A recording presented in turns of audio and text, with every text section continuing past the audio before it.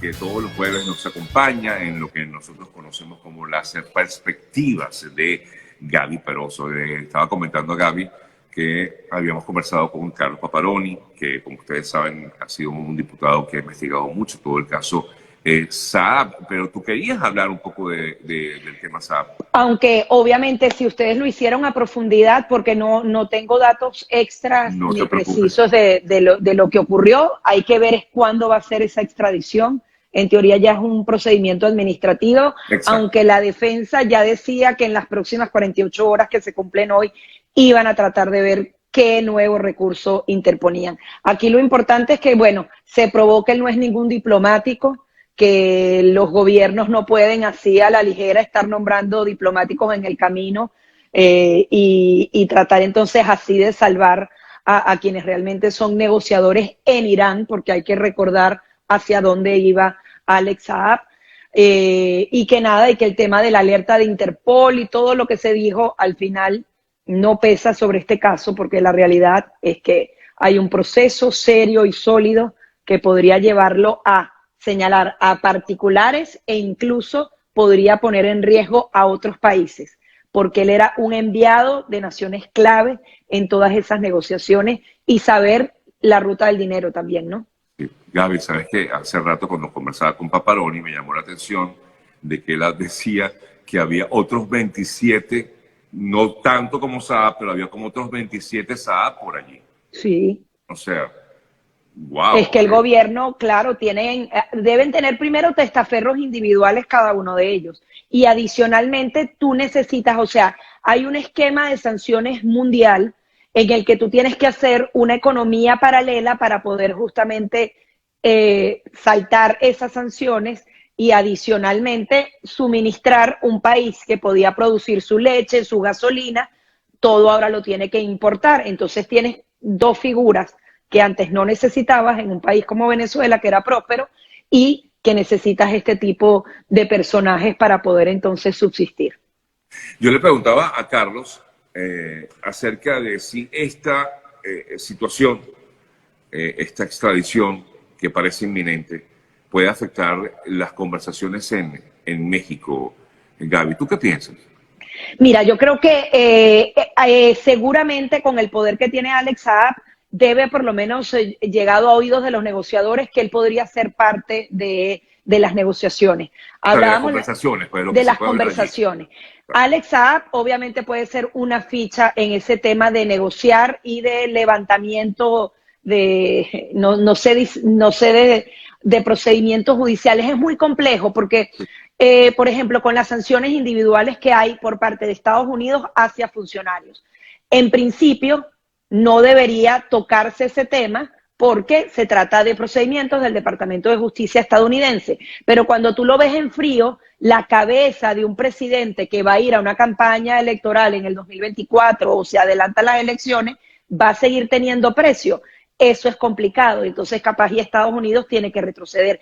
Hablaba la semana pasada con José Miguel Vivanco de Human Rights Watch y él primero decía, si Maduro cree que estas negociaciones en México van a detener el tema en la Corte Penal Internacional, está equivocado, pero luego agregaba que existe la posibilidad que esa Corte Penal Internacional baje el ritmo, que el procedimiento sea mucho más lento con lo que se logra en México. Es decir, no para el caso, pero lo puede ralentizar. Esa es una de las grandes dudas. Yo creo que todos esos elementos están en juego. Sin embargo, ellos ahorita van por los activos de las empresas en el extranjero de Venezuela y por la reactivación de petróleos de Venezuela en un primer término, por lo menos el régimen de Nicolás Maduro. Gaby, hablando de estas negociaciones y conversaciones en México, hemos visto cómo los familiares de los presos políticos están alzando su voz para que Sí. este sea el tema central de este diálogo, o uno de los temas centrales del diálogo. Hasta ahora esto no se ha tocado, el tema de los presos políticos, aunque han sido liberados algunos presos políticos, pero estamos hablando de no solamente civiles, sino también de Sí, bueno, militares. pero en esa puerta rotatoria te meto preso 2 meses y te vuelvo a Claro, liberar y ya hice una liberación. Entonces, para mí exactamente. eso no es liberación. Claro, claro, tienes toda la razón. Ahora, el punto está en que hay mucha gente que tiene años esperando por, bueno, algún tipo no sé, alguna luz que se pueda asomar en todo esto, y quizás ven en estas negociaciones o conversaciones en México la posibilidad de que por lo menos algunos de estos presos políticos sean liberados, presos políticos, repito, civiles y militares. ¿Se contemplará como tal en esas? Mira, yo creo que ambas partes han hablado de ese tema y yo creo que la liberación de presos políticos se va a dar tarde o temprano.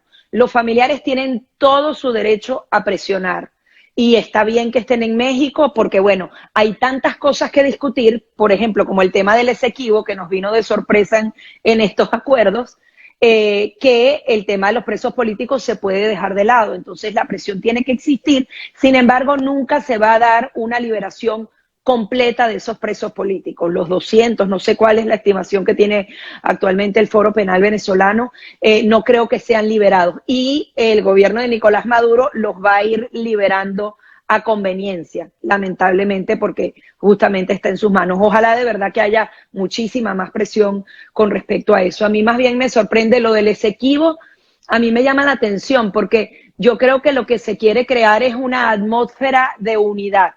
Ese es un tema que une a todos los venezolanos porque se trata de nuestra soberanía, porque yo hacía el ejercicio, nuestro mapa cuando estudiamos en el colegio, la zona en reclamación era nuestro mapa de Venezuela.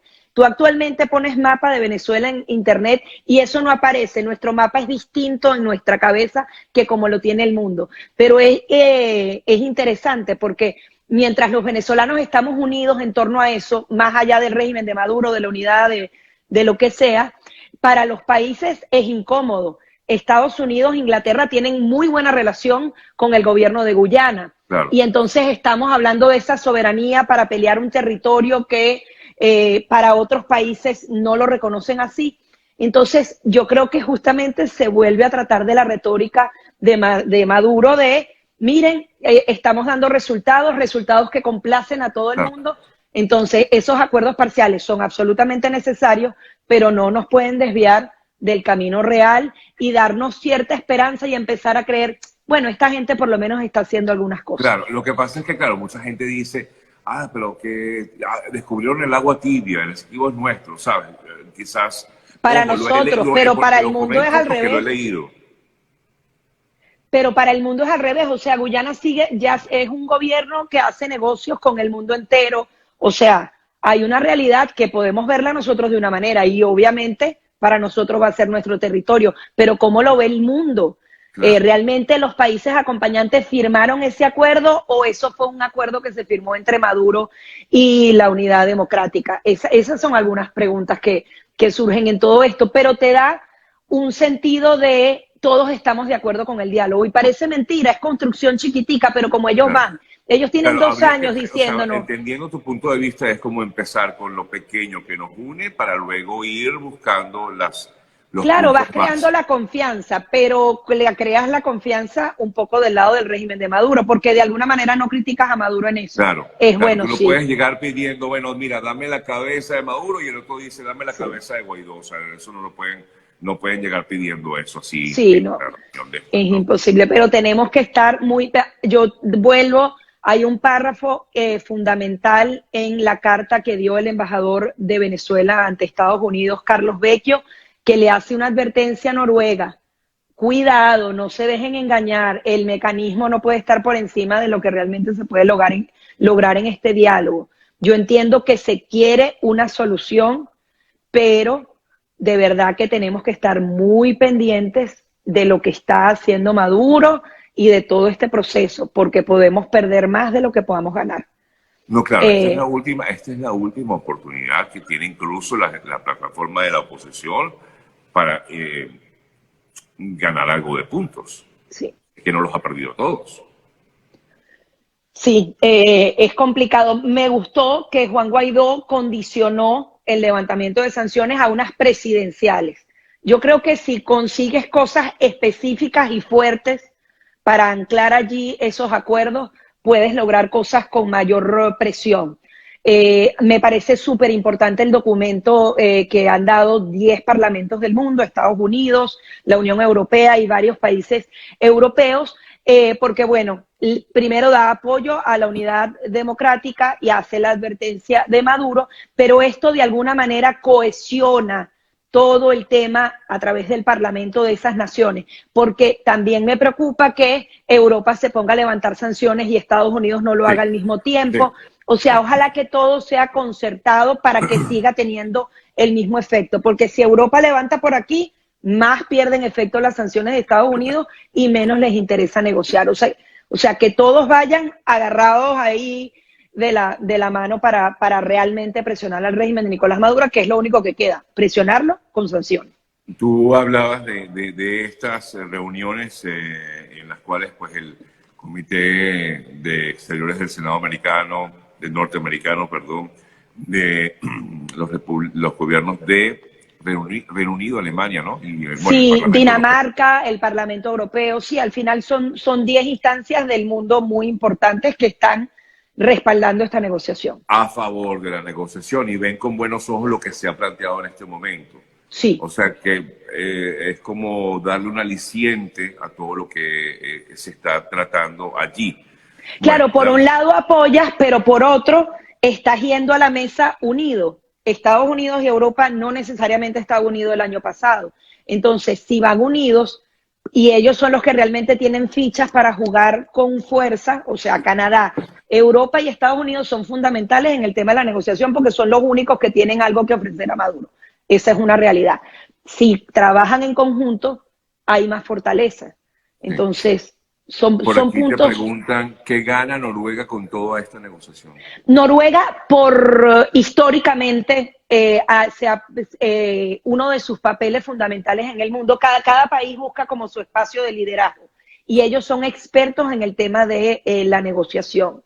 Y lo han hecho y bueno, participaron en la de Colombia, habrá gente que la critica, gente que lo halaga. La critica por eso, justamente. Ellos realmente creo que no hay una ganancia política para Noruega, sino justamente mantenerse como esos líderes y especialistas, es su papel en el mundo. Así como decían que Estados Unidos era el policía del mundo, Noruega de alguna manera es así, Costa Rica es el país más neutral de nuestra región, y ahí entonces está la Corte Interamericana de Derechos Humanos. O sea, cada papel se pinta ante la comunidad internacional de una manera particular. Yo no creo que Noruega gane. Lo que no puede es Noruega ser inocente por querer alcanzar acuerdos lo más rápido posible, porque sabemos que el régimen de Nicolás Maduro agarra y retrocede 4 pasos, pero después te puede dar 10.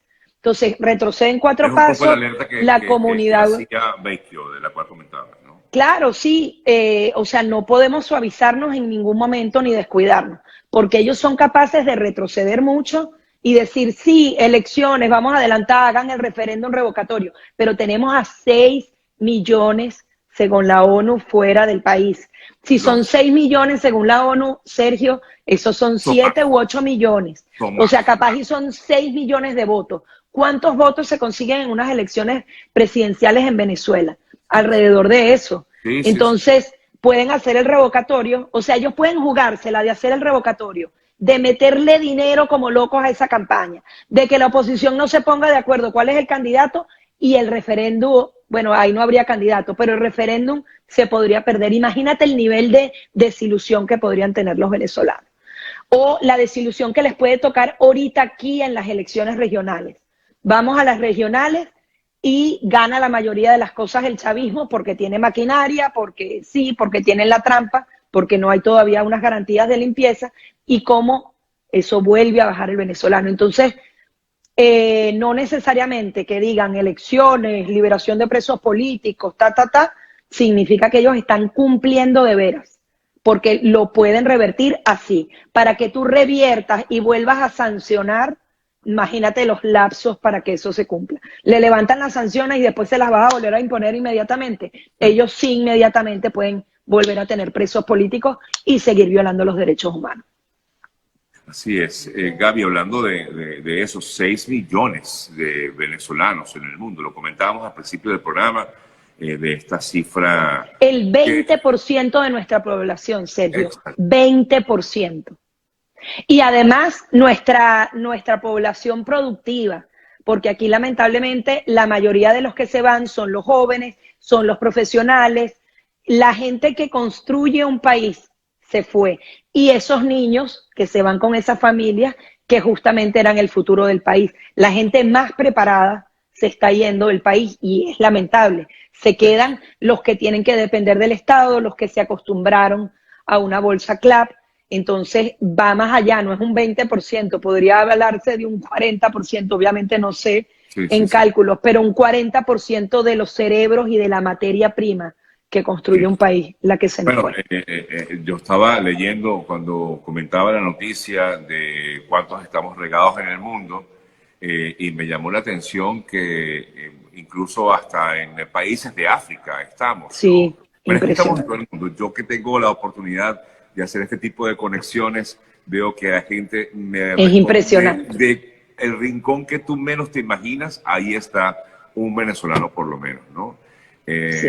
Y de hecho, tú viajas, si te ha tocado viajar, seguro que Y sí, por supuesto. siempre estás consiguiéndote. Es Pero a la impresionante. vuelta de la O esquina. sea, para mí yo creo que esa cifra es 8 millones. No sé, es que es Sí, sí, sí, demasiado. sí, sí, yo también Estamos en creo. todas partes. Sí, además que, bueno, también han formado familias afuera, ¿no? Yo creo Sí. que... Pero bueno, forma parte de este proceso que a veces muchos no quieren ver y entender, y de hecho no han sido todavía considerados refugiados muchos de los venezolanos que han salido Sí, del depende país. de cada país, cada uno tiene un estatus distinto y que todavía no nos han considerado como los sirios o como otras naciones en guerra. Entonces, ha sido mucho más complicado. Esos migrantes han tenido que vérselas bien solos en muchos países. Pero bueno, tenemos buena madera y siempre echamos para adelante. Así es, así es. Gaby, bueno, otras notas importantes que podemos comentar contigo, también lo comentaba un poco al principio del programa, y es este apoyo que le ha dado China a los talibanes en Afganistán. Ocupando el puesto de Estados Unidos de una vez, les Pero es mando 26 millones de increíble. euros en ayuda humanitaria y Occidente todavía estamos viendo cómo vamos a hacer con los talibanes. O sea, tienen una capacidad de respuesta que es preocupante. Yo sé que parece un tema tonto, pero China realmente No, no, está no. dando los pasos justos y necesarios para realmente convertirse en ya es un poder. Y adicionalmente ellos tienen la posibilidad, ellos además lo han estado haciendo en el Pero mundo a entero, ver, las ya que naciones hablamos de eso, sancionadas Gaby. negocian con China Ajá, y pero nadie China tiene ataca a como, China. disculpa que te interrumpa, China tiene como esa particularidad de financiar y apoyar a Al grupos. desvalido malo. Exacto. O sea, y luego se presenta ante el mundo como el gran salvador. Entiendo la rabia que le tenía Trump a China. Es Ah, que tienen tanto poder económico y tanta movilidad que ellos son los únicos que se pueden dar el lujo a gran escala de apoyar, de hacer sistemas paralelos para violar las sanciones que impone Occidente. sí. Entonces, adicionalmente, están en países que están en vías de desarrollo sin problemas democráticos, están invirtiendo, invirtiendo, invirtiendo, invirtiendo. Y vienen como los grandes salvadores de los que están en problemas y adicionalmente con un respaldo ahí entre Rusia, Irán, que es una alianza que no se compagina muy bien, pero es muy efectiva. Y es preocupante porque China ahí está, es el primero que le da la bendición a estos talibanes y trata de colocarse allí, de congeniarse con el pueblo afgano porque está dando ayuda humanitaria y adicionalmente está llenando el vacío que está dejando Estados Unidos porque obviamente los talibanes necesitan a un hermano mayor fuera para ir empezando a avanzar. Pero Y ahí lo le que... meten el tema del terrorismo, Exacto. pero al final son los talibanes. O sea, yo no creo que haya una división muy particular entre lo que es el terrorismo y los que están tomando el poder Bueno, por hoy. eso es que crecen las expectativas. Ojo, yo no tengo nada en contra de los chinos, sino del régimen chino, de eso sí. Obviamente, claro, porque hay que entender que es una dictadura que Claro. viola todos los días, que no hay internet allá, Sergio. Tú No, yo llegas a sé. China y si no tienes un VPN y una cosa increíblemente elaborada, tú llegas y hay otro Google, el search que tú haces, eso no existe. Y todo está absolutamente controlado. Y el que dice A contra el régimen, van y lo asesinan.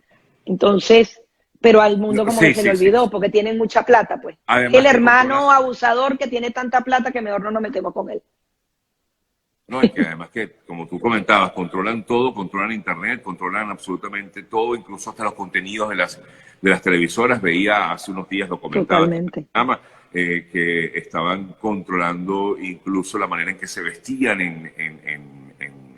en la televisión, los actores, que los actores o varones, por cierto, no podían verse afeminados, en fin, una serie de limitaciones que impone pues el régimen, ha impuesto el régimen chino. Pero lo que más preocupa es que efectivamente pues se está apoyando, como tú bien comentabas, a los supuestamente los más desvalidos. Y otra cosa que parece que uno no nota, la invasión a los jóvenes y niños por parte de todas estas series chinas, los cómics chinos, y los van, ¿sabes? Como que alineando en cosas bien, o sea, es bien interesante cómo a través de los niveles medios y del entretenimiento también van ideologizando a Occidente.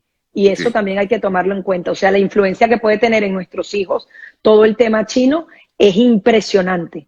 Por eso es que está esa versión de que en teoría pues se habría creado este coronavirus desde China, ¿no? Se habría originado en un laboratorio. Hasta ahora no lo han podido probar. Aquí estamos nosotros hablando un poquito de esto, pero es que, bueno, lo que dicen del nuevo orden mundial, bueno, todo este tema que... A ver, lo que pasa es que este apoyo que a mí me impactó también esta mañana cuando lo leí de China a los talibanes, que ya se veía venir, pero cuando ya es muy abierto, como ocurrió en el día de hoy, cuando el gobierno chino dice que va a apoyar, incluso brindando ayuda humanitaria y reconociendo a este grupo talibán, considerado el más radical dentro del propio grupo. Entonces tú dices, ¿qué es esto? ¿Por qué hace China esto? O sea, claro, y hay que recordar que ya en semanas anteriores Europa ha dicho varias veces, pero con los talibanes hay que hablar. Entonces, al final, no van a estar reconocidos, sí, pero no, pero al final todo el mundo va a estar, o sea, esos terroristas capaz y mañana van a la ONU y están sentados a la par de cualquier nación democrática. Esa es la verdad. Así es, así es. Gaby, gracias. Gracias a ti. Beso grande. Las perspectivas de Gaby hoy tan... Creo que se me escapa otra cosa. Ah, solo lo último, lo del representante de la misión europea en Venezuela. Me parece interesante, se nombró, no me sé el nombre todavía, Rafael Dochao Moreno. Ajá. Él justamente va a ser como el jefe de la misión de la Unión Europea en Venezuela, pero quería puntualizar que no está mandando la Unión Europea a un embajador. Hay como diferentes niveles, están mandando a un encargado de negocios. Y se dice que en diplomacia esto justamente sigue creando la desconfianza que tiene la Unión Europea con el régimen de Nicolás Maduro. Recordemos que se decía que, bueno, que ya la Unión Europea reconocía a Maduro, que había abandonado a Guaidó. Pues no, aquí están los parlamentos diciendo que siguen apoyando a la unidad democrática y todo lo que puedan hacer. Y el reconocimiento a Maduro no es total porque ni siquiera hay un embajador de la Unión Europea. Si bien puede construir la relación, también le dice a Maduro, no te sigo reconociendo igual, y le bajo el nivel de un embajador a un encargado de negocios a mi representación en Venezuela. Ya, ok. Bueno, gracias, Gaby. Gracias a ti. A ti, mi amor. Ahora gracias. Sí. Yo no sé por qué aquí me están comentando tanto que hablen de los presos que fueron liberados en Cabima. Lo leí, pero no entiendo la intención. O sea, es que aquí todo... Y además, mientras estamos todos centrados en México, están liberando los presos, en el Arauca siguen enfrentamientos, la guerrilla sigue tomando terreno, o sea, siguen habiendo los problemas fundamentales de seguridad dentro de Venezuela. Supuestamente el Tren de Aragua está también con los guerrilleros en el Arauca, o sea, hay miles de temas. Bueno, pero en teoría, para no especular, porque aquí no se puede especular en ese sentido, estas personas fueron liberadas. Claro, en medio de una reforma, ¿no? Y todo ese tema. Por decisión de un comité, de una comisión presidencial que en teoría busca la revolución, como llaman ellos, del sistema judicial. Y bueno, fueron liberados supuestamente, fueron liberados 259 personas que tenían expedientes que habían sido revisados. Sí, bueno, hay un tema de hacinamiento muy grande en las cárceles, también, ellos también no lo pueden mantener. Obviamente no conozco a cada una de esas personas, no sé si eso se traduzca en más o menos delincuencia. Mira, no podemos especular en el sentido de que yo no puedo decir, ay, mira, estas personas van directamente a delinquir. Bueno, no podemos pensar así tampoco podemos estigmatizarlas. No, y habrá muchos que tienen retardo procesal, que se les violaron sus derechos, o sea, deben haber miles de cosas allí. Claro. Pero obviamente un gobierno no puede estar liberando a 200, o sea, ¿en qué país ves que van a liberar a 250 presos de la nada. Ojalá que cada uno de esos expedientes haya sido revisado realmente y que, Ojalá, bueno. yo espero que sí. Tengo entendido que tienen tiempo haciéndolo. Venían desde hace varias semanas buscando. Igual los delincuentes heavy metal, como decimos los venezolanos, están en la calle o están operando desde las cárceles con total impunidad. Así que no sé si esto sea necesariamente algo que vaya a afectar la convivencia. Quizás en la zona podría ser. Bueno, Gaby, gracias, mi amor. Gracias. Ahora sí, te despido. Nos vemos. Nos vemos el próximo jueves a una pausa y al regreso nosotros nos despedimos. Ya venimos. Bye, bye.